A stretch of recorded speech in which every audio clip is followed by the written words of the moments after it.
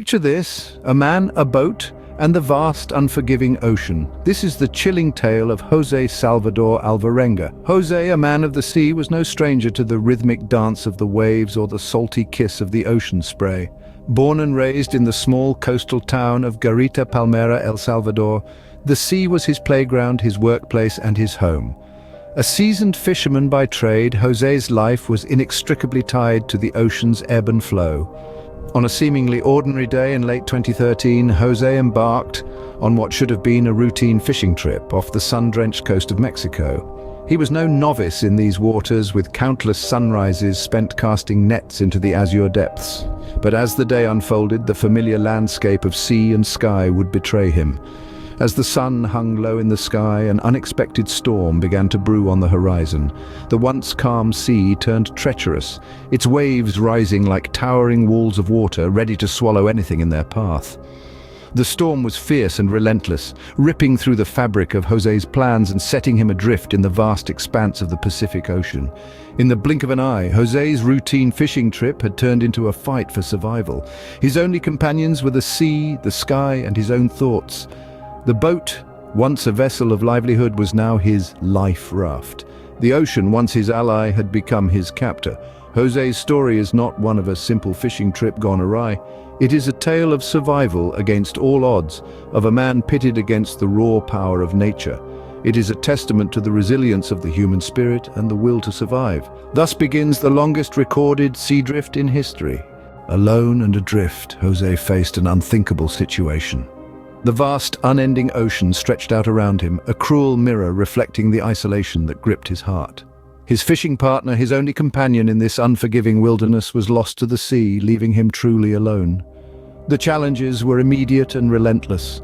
His food supplies were negligible, dwindling rapidly with each passing day. Fresh water, a basic necessity we often take for granted, became a precious commodity as elusive as a desert mirage.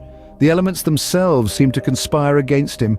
The sun, a merciless adversary, beat down upon him, the salt air gnawing at his skin, while the nights were an icy void, the cold seeping into his bones. However, in this bleak scenario, Jose's resourcefulness came to the fore. He turned to the sea, his captor and his lifeline, for sustenance. With bare hands and sheer will, he began catching fish. It was a primitive struggle, man against nature, and Jose rose to the challenge. The fish were slippery, elusive, but he was persistent, driven by the primal instinct to survive. Birds, too, became a part of his diet. They were harder to catch, their flight a mockery of his own grounded state, but he learnt to outwit them, to anticipate their movements. Each captured bird was not just a meal, but a small victory, a testament to his resilience. Water, however, remained a challenge. He collected rainwater when he could, but the capricious weather was an unreliable source. His solution was as ingenious as it was desperate. He learnt to drink the blood of turtles, a grim cocktail of survival. In the midst of the ocean, amidst the relentless onslaught of the elements, Jose faced despair. But he also found within himself a determination he never knew he possessed. He adapted, using his wits and his courage to wrestle life from the jaws of death. In the face of despair, Jose had to adapt or perish. And adapt he did, proving that the human spirit, when pushed to the brink, can achieve the extraordinary. As days turned into weeks and weeks into months, Jose's battle was not only physical, but mental. The isolation of the open sea can be a harsh mistress. With only the rhythm of the waves and the call of distant birds for company, loneliness seeped into Jose's soul. Like a cold fog, fear, too, was a constant companion. It whispered in the wind and echoed in the hollow drumming of the rain against his boat.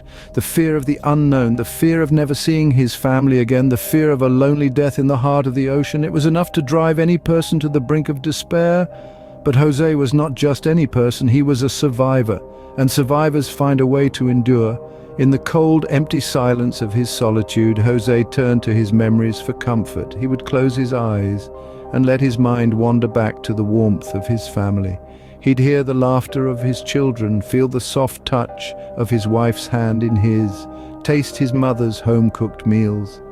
These memories were his lifeline, his anchor in the stormy sea of isolation. They reminded him of what he was fighting for. Jose also found solace in his faith. He would pray, whispering his fears and hopes to the heavens. He found strength in his belief that there was a greater power watching over him, guiding him through his ordeal. His faith was his compass, guiding him through the darkest nights and the stormiest seas. But perhaps most importantly, Jose learned to live in the present moment. He realized that dwelling on the past or worrying about the future served no purpose. It only fed his fear and weakened his resolve.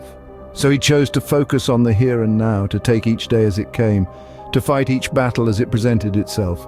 In the vast emptiness of the ocean, Jose found strength within himself. After 14 harrowing months, Jose's ordeal was about to reach its climactic conclusion.